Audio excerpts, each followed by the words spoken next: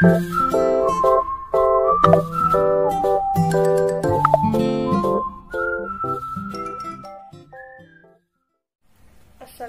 warahmatullahi wabarakatuh. Perkenalkan, nama saya Yulstari, NIM 19961411012.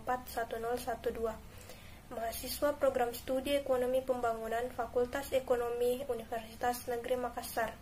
Di video ini saya akan menjelaskan tentang mikroekonomi terapan, yaitu memajukan pasar lebih efisien. Dalam memajukan pasar lebih efisien, dua hal pokok yang akan saya jelaskan dalam video ini, yaitu regulasi bisnis dan kebijakan anti penggabungan industri-industri atau kebijakan anti politik.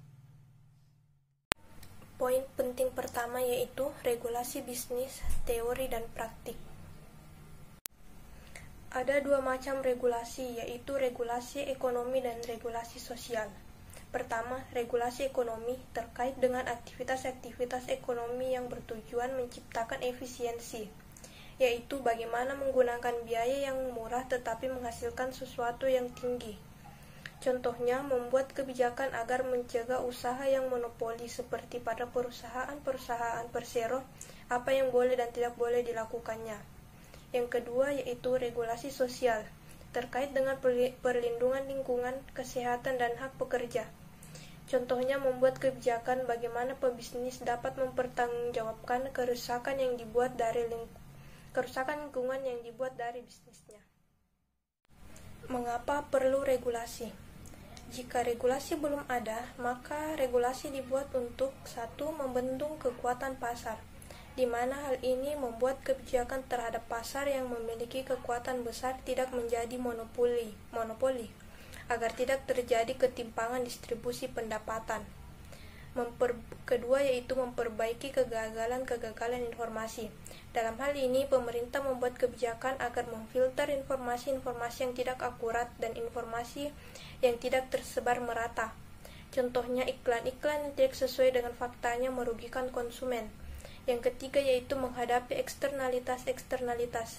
Dampak eksternalitas dari sebuah usaha tidak bisa dihindari, sehingga pemerintah harus membuat regulasi pertanggungjawaban dari dampak usaha tersebut. Selanjutnya, teori regulasi kelompok kepentingan.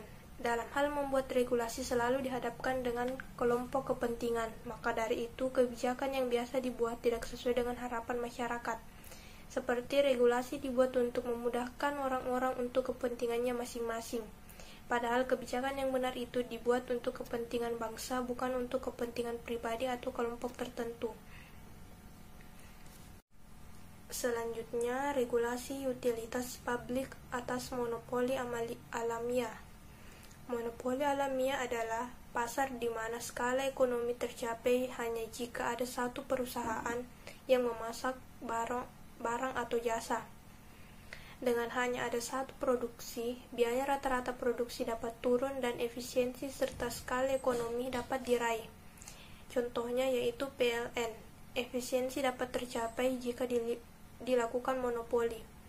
Dan yang paling diperhatikan dalam monopoli ini adalah bagaimana utilitas publik dapat terpenuhi.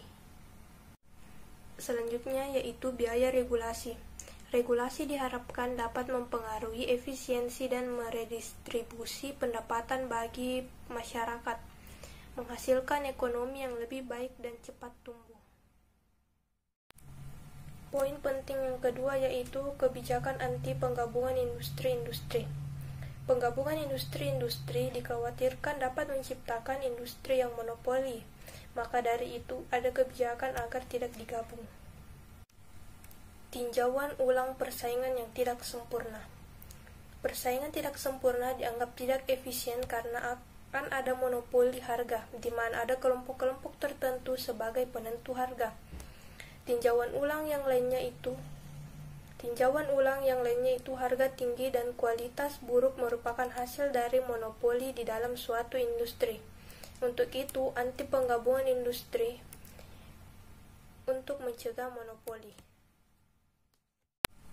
Kebijakan anti-monopoli pemerintah Indonesia, yaitu diatur melalui Undang-Undang tahun 1999 tentang larangan praktek monopoli dan persaingan usaha tidak sehat, dan diperkuat oleh Peraturan Pemerintah Nomor 57 Tahun 2010 tentang penggabungan dan peleburan badan usaha, dan Ketetapan Presiden 75 Tahun 1999. Untuk mencegah monopoli tersebut dan pelaksanaan Undang-Undang Nomor 5 Tahun 1999, maka dibentuk sebuah tim untuk mengawasi larangan praktek monopoli, yaitu KPPU atau Komite Pengawas Persaingan Usaha.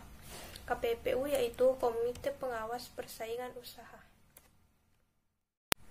Kesimpulan yang dapat saya tarik dari penjelasan materi ini yaitu ada 2 poin penting untuk memajukan pasar lebih efisien, yaitu melalui regulasi bisnis dan kebijakan anti penggabungan industri-industri, di mana regulasi perlu untuk membendung kekuatan pasar, memperbaiki kegagalan informasi, dan menghadapi eksternalitas.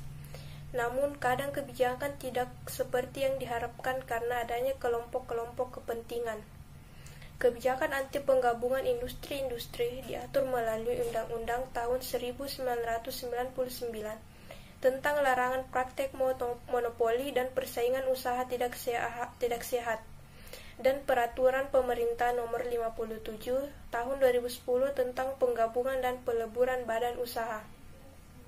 Kemudian diawasi oleh KPPU, Komite Pengawas Persaingan Usaha.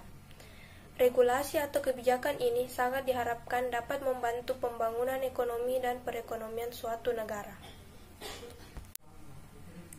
Sekian penjelasan materi terkait memajukan pasar lebih efisien dari saya.